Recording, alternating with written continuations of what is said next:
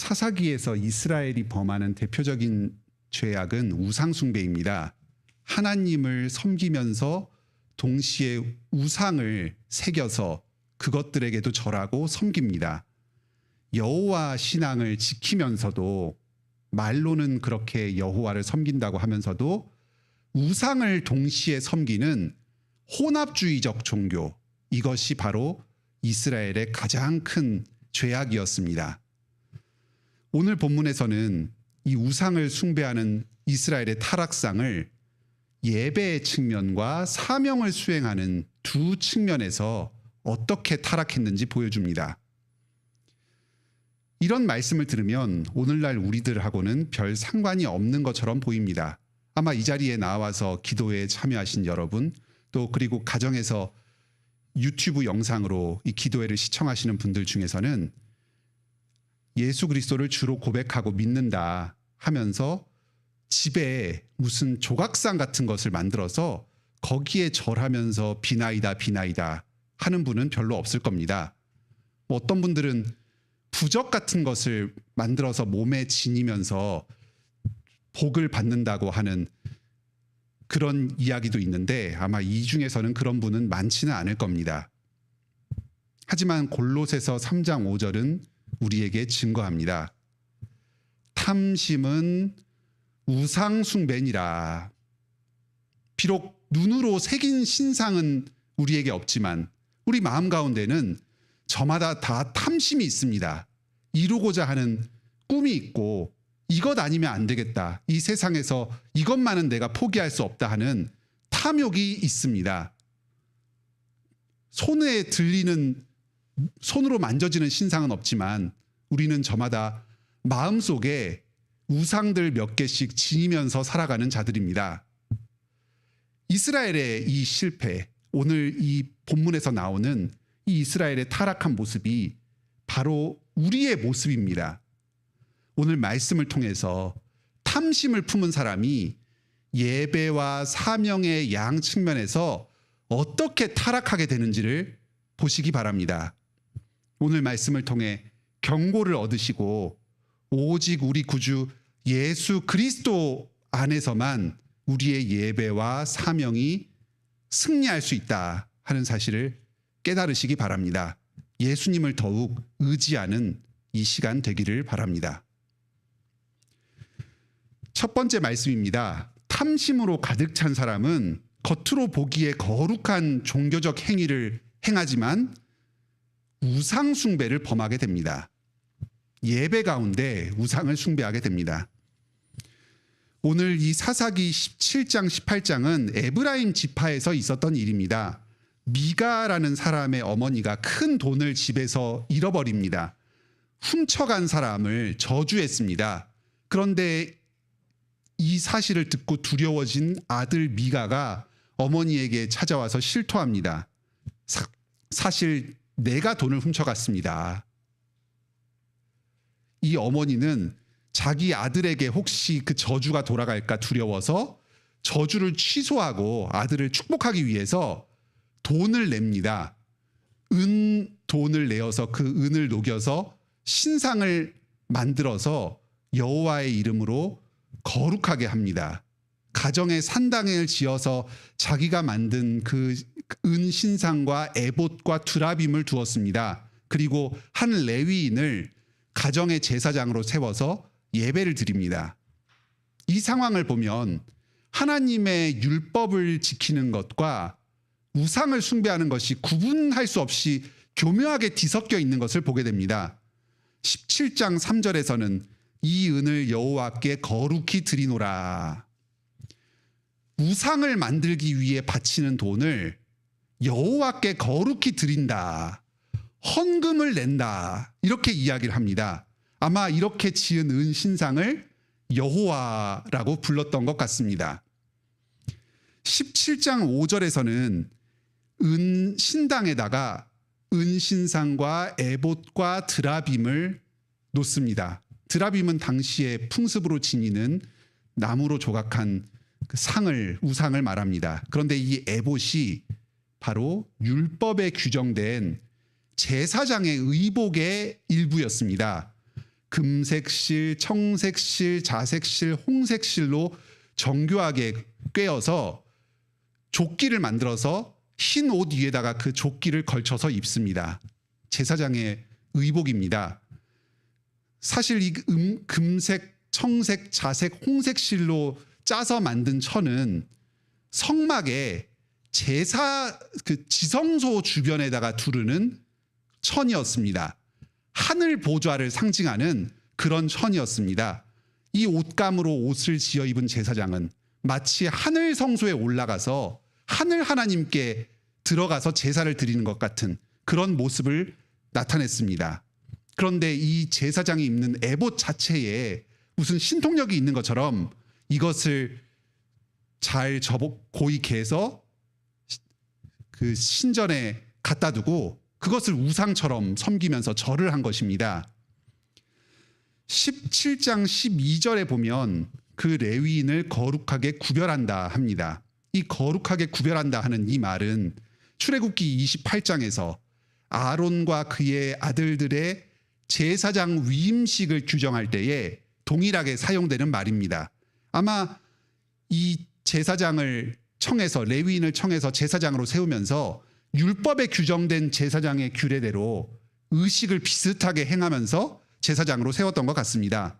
아무나 데려다 놓고 하나님이 세운 사람도 아닌데 절차만 비슷하게 흉내만 내면 거룩하게 구별되어서 이 사람에게 어떤 신통력이 발휘될 것이다. 그렇게 생각하는 우상숭배를 범하고 있습니다. 아무리 거룩한 종교적인 행위라고 하더라도 여호와의 이름을 부르면서 헌물을 바치고 제사장의 의복을 가져다 놓고 제사장 위임식과 같은 절차를 행한다고 하더라도 그것을 자기의 탐심을 충족하기 위한 수단으로 우상숭배와 함께 뒤섞어서 행하면 그것은 전체적으로 우상숭배가 되어버립니다. 예배도 헌금도 기도도 하나님께서 우리에게 주신 거룩한 은혜의 수단들입니다. 그런데 이 세상에서 복을 받기 위해서 내 소원을 이루기 위해서 마음속에서 탐심을 품고 하나님께 그 탐심을 관철시키기 위한 수단으로 이런 종교적 행위들을 이용한다면 열심을 내서 우상숭배를 하듯이 그렇게 신앙생활을 한다면 그것은 우상숭배적인 종교활동이 될 수가 있습니다. 이런 사람은 말씀의 규정과 자기 생각을 막 뒤섞어서 새로운 종교를 창안해내게 됩니다.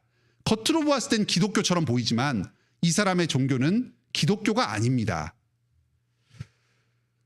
오늘날 포스트 코로나 시대에는 집에서 드리는 온라인 예배가 강한 유혹으로 우리에게 다가옵니다. 주일 오전에 집이나 카페에서 유튜브로 자기가 좋아하는 교회 목사님의 설교를 한 편 들은 뒤에 기도를 하거나 신앙서적을 얼마간 읽고 묵상을 한 뒤에 오후에는 자기가 좋아하는 시간을 보낸다. 이런 사람들이 점점 늘어나고 있다는 것을 어느 기사에서 읽은 적이 있습니다. 소위 가나안 성도들이 늘어나고 있습니다. 겉으로 보기에는 예배처럼 보입니다. 주일에 시간을 떼어서 설교도 듣고 기도도 합니다. 하지만 여기에는 자기 희생이 없습니다. 교회가 없습니다. 몸과 마음을 온전히 주님께 드리질 않고 있습니다. 온라인 예배는 제대로 된 예배가 아닙니다. 전염병이라는 사정상 불가피하게 취하게 된 대체 수단에 불과합니다. 주님 다시 오실 날이 가까울수록 모이기에 힘쓰라 하는 이 히브리서 10장 말씀을 굳게 지키며 예배드리시기 바랍니다. 혹시 유튜브로 이 기도회를 시청하고 계신 분 중에 현장에 나와서 예배드리기 주저하시는 분들이 계시다면 어서 빨리 예배 자리로 나오시기 바랍니다. 이것은 한 예에 불과합니다. 우리의 예배와 신앙의 여러 면에서 우상숭배적 요소가 개입될 수 있습니다. 자의적인 생각으로 말씀의 규정을 뒤섞어서 왜곡시키고 자기의 소원을 관철시키기 위해서 종교 행위를 이용할 수가 있습니다. 탐심을 버리고 주님의 말씀만을 따라서 온전한 예배로 나아가는 우리 관악교회 모든 성도님들 되시기 바랍니다. 지금까지 탐심을 품은 사람은 예배에서 실패한다 하는 말씀을 들었습니다. 두 번째 말씀입니다. 탐심을 품은 사람은 사명에서도 실패합니다. 미가집 제사장이 된 레위인은 본래 유다 베들레헴에 거주하던 사람이었습니다. 그런데 생계를 마련하기 위해서 이리저리 떠돌다가 이 미가 집이 있던 에브라임까지 흘러 들어왔습니다. 그런데 여호수아 21장을 보면 레위인에게 배정된 성읍들이 있는데 본래 이 베들레헴에도 레위인이 배정되지는 않았습니다. 아마 최초에는 아예 제3의 다른 지역에 배정되어서 자리를 잡아야 했던 사람인데 거기서도 먹을 것이 변변치 않으니까 베들레헴까지 왔다가 다시 에브라임으로 가는 아주 떠돌아다닌 지가 한참 된 그런 레위인이었던 것 같습니다. 본래 레위인에게는 땅이 배정되지 않습니다. 각 지역에 속해서 성읍에 속해서 그곳에서 말씀을 가르치고 예배를 잘 드리도록 도우면서 다른 지파 사람들이 낸 11조로 생활을 하게 되어 있습니다. 그런데 11조가 제대로 이루어지지 않고 사람들이 예배와 말씀에 관심을 기울이지 않으니까 이 레위인이 생계가 막막해진 것입니다. 그래서 자구책으로 먹고 살고자 여러 지방을 떠돌아다닙니다. 미가는 이 레위인에게 자기의 사설 신당에서 제사장직을 수행할 것을 제안했습니다. 아주 넉넉한 제안을 했습니다. 해마다 은 10개, 의복 1벌, 먹을 것을 넉넉하게 공급해 주겠다. 내 아들들을 대하는 것과 똑같은 기준으로 너를 대하겠다. 이제 앞으로 너는 내가 죽을 때까지 먹고 살 걱정은 없을 것이다. 레위인은 이 제안을 기쁘게 수락했습니다. 이후에 그 집에 단 지파에서 보낸 정탐꾼이 지나가다가 찾아옵니다. 레위인에게 자기들의 앞길이 형통할지를 하나님께 물어봐 달라고 했습니다. 그러자 18장 6절에서 레위인이 이렇게 대답합니다. 너희 가는 길이 여호와 앞에 있다. 실제로 하나님께서 이 단지파 정탐꾼들에게 축복의 말씀을 해주셨을 리가 만무합니다. 하나님의 이름을 빌어서 상대방에게 듣기 좋은 말을 하면서 아첨을 한 겁니다. 이후에 단지파가 라이스로 옮겨가면서 다시 이 집에 들러서 레위인에게 우리를 따라서 지파의 제사장이 되어라 하고 제안을 하니까 아주 기뻐하면서 따라갑니다. 단 지파의 제사장이 됩니다. 18장 30절에 보면 이 레위인은 모세의 손자였고 게르손의 아들이 된 요나단이었다 하고 밝혀집니다. 이 미가 이야기는 사사기의 후반부 17장 18장에 쓰여집니다. 그러니까 마치 흐름상으로 보면 사사시대 후반부 삼손의 이후에 일어난 일처럼 생각되기가 쉽습니다. 하지만 모세의 손자라고 하면 여호수아의 아들뻘이고 거의 여호수아가 죽고 난 직후 사사시대 초기에 있었던 일이라는 것을 이 시간적 배경으로 알 수 있습니다. 사사시대 초기부터 정복전쟁이 끝난 직후부터 이 사회 전체에 걸쳐서 직분이 타락했고 예배가 타락했다. 11조가 제대로 지켜지지 않았고 레위인들이 신변을 보장받지 못한 채로 이리저리 떠돌아다녔다. 제사와 하나님 말씀 전파가 제대로 이루어지지 않은 것을 보여줍니다. 하나님이 이스라엘 백성에게 가나안 땅에 터를 잡고 살도록 한 것은 그곳에서 하나님을 예배하고 복음을 전하면서 제사장 나라로서 역할을 감당하도록 주신 것입니다. 그런데 이스라엘 백성들은 가나안에 들어간 초기부터 이 미가와 같이 자기 먹고 살면서 부를 추구하고 풍요를 이루기에 급급했습니다. 모세의 손자마저도 타락해서 이렇게 하나님의 말씀을 저버리고 자기 이익을 추구하는 직분을 수행했는데 도대체 어느 레위인이 당시에 자기 역할을 제대로 수행했겠습니까? 하나님의 말씀은 어디에 있고 예배는 어디에 있었겠습니까?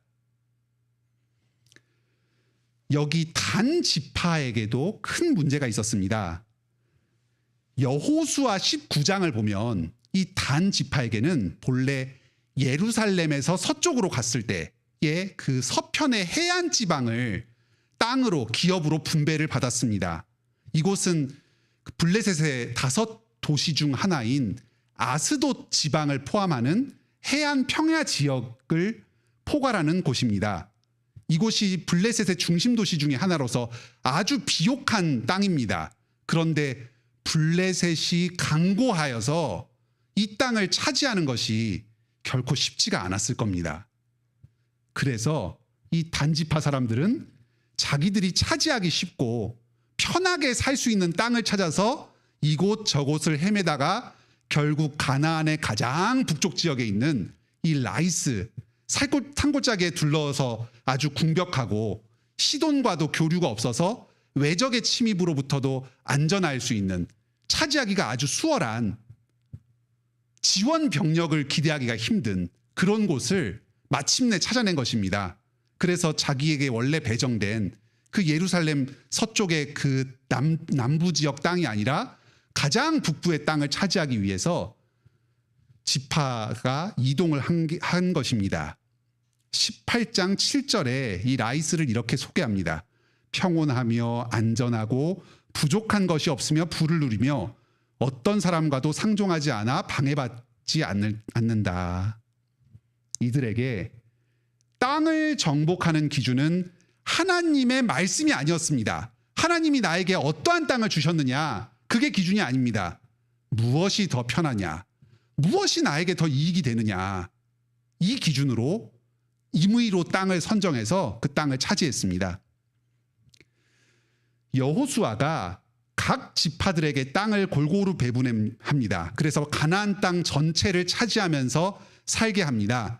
이것은 그 땅을 나눠준 것이면서 동시에 그 가나안에 있는 거민들을 통제하고 악을 하나님 나라에서 몰아내도록 하는 사명이기도 했습니다. 그런데 단 지파가 자기 마음대로 블레셋 지방 한가운데를 비워버리고 라이스로 옮겨서 차지합니다. 결국 이 남부의 비옥한 해안 지방은 텅 비어버리게 됩니다. 블레셋이 자기 마음대로 그곳에서 창궐하여서 세력을 키워나가게 됩니다. 삼손의 시대, 사사시대 말기에 블레셋이 이렇게 이스라엘 전체를 다스리게 된 것, 또 그리고 다윗의 시대 때 이렇게 왕정이 시작되었을 때 블레셋과 싸움을 하게 된 것, 이런 것이 결코 이 단의 무책임한 행동과 무관하지가 않습니다. 이 땅을 비웠기 때문에 블레셋이 세력을 떨쳤고 이후에 이스라엘의 대적이 되어서 많은 어려움을 끼치게 됩니다. 요나단과 단 지파에게는 공통점이 있습니다. 이들은 겉으로 보았을 때는 자기에게 주어진 직분을 잘 수행하는 것 같아 보입니다. 요나단은 여전히 하나님께 제사하는 제사장 역할을 합니다. 단 지파는 어쨌든 정복 전쟁을 수행하고 땅을 차지합니다. 하지만 이들은 하나님의 말씀, 약속의 말씀을 결코 신뢰하지 않습니다. 레위인으로서 하나님께 예배하고 말씀을 가르치는 일을 신실히 수행하면 백성들을 통해서 먹을 것을 얻게 될 것이다. 내게 준 땅을 기업으로 차지하게 될 것이다. 이 말씀을 신뢰하지 않습니다. 자기 편리를 따라서 직분을 수행합니다. 함부로 자기에게 맡겨진 땅을 이리저리 떠나서 옮깁니다. 이것이 하나님과 자기 탐심을 동시에 섬기는 사람이 자기 사명에 대해서 보이는 태도입니다. 우리에게도 여러 가지 사명이 주어졌습니다. 직장을 선택할 때, 배우자를 선택할 때, 집이나 거주 지역을 고를 때에 우리의 기준은 하나님의 말씀입니까? 아니면 나의 편리와 유익입니까?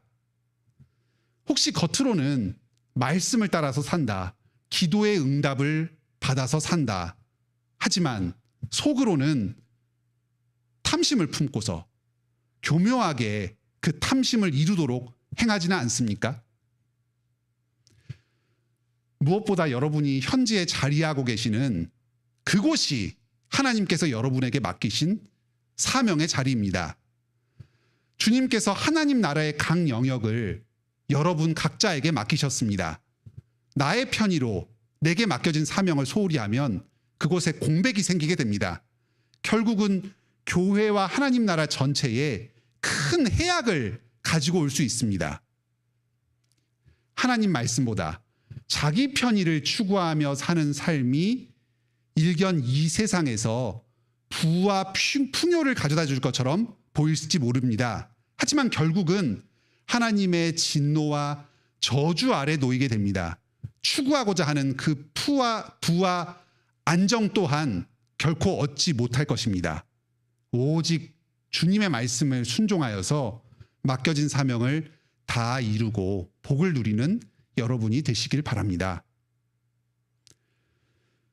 지금까지 탐심을 품으면 하나님의 말씀을 자기 마음대로 왜곡하게 되고 그 결과 예배와 사명에서 실패하게 된다 하는 말씀을 들었습니다. 하지만 우리 중에서 누가 탐심이 없을 수가 있겠습니까? 자기의 탐심을 다 버리고 온전하게 하나님의 말씀에만 순종하여서 예배드리고 사명을 감당할 수 있는 사람이 우리 중에 누가 있겠습니까? 우리는 이러한 율법의 요구를 볼 때마다 나 자신의 죄와 부족을 슬퍼합니다. 나의 죄를 애통해합니다. 나에게 의가 없음을 가슴 아파합니다. 그리고 예수 그리스도를 바라봅니다. 모든 탐심과 불순종과 싸워서 승리하신 분입니다. 그분께서 우리를 사랑하셔서 자신의 목숨을 우리를 위해서 내어주셨습니다. 우리를 대신해서 우리가 죽어야 할 십자가에서 못 박혀 죽으셨습니다. 오늘 말씀에서 나온 미가, 또 레위인 요나단, 그리고 단지파 사람들 다 우상 숭배자들이고 죄인이었습니다. 그런데 왜 오늘 본문에서 이들의 심판의 내용은 나오지 않습니까? 우상 숭배자들이고 죽을 자들인데 왜 이들은 심판당하지 않습니까? 의로우신 예수님께서 우리 죄를 대신해서 구약과 신약의 모든 성도들을 대신해서 십자가에 못 박혀 죽으셨기 때문입니다. 비록 우리는 탐심에 빠지지만 여전히 우상숭배적인 경향이 있지만 우리의 예배와 우리의 삶의 실천에서 순결하지 못한 부분이 있지만 예수님을 의지하면서 예배와 사명을 감당해 나갑니다. 하나님께서 그리스도 안에서 우리의 부족한 예배를 지금도 받아주고 계십니다. 우리의 부족한 사명을 귀하게 사용하여 주십니다. 우리는 비록 탐심이 있지만, 우리는 연약하지만, 죄인이지만 예수 그리스도 안에서 하나님께서는 우리를 기뻐하십니다. 우리의 예배와 우리의 사명을 기쁘게 받아주십니다. 탐심에 흔들릴 때에 이 미가와 요나단과 단지파와 같은 모습을 내 안에서 발견하게 될 때에 예수님을 의지합시다. 주님께서 우리와 함께 하시며 탐심을 이기고 말씀에 순종하여서 사명을 감당할 힘을 공급해 주십니다. 예수님을 의지해서 온전한 예배, 온전한 사명으로 승리하시는 여러분 다 되시길 바랍니다.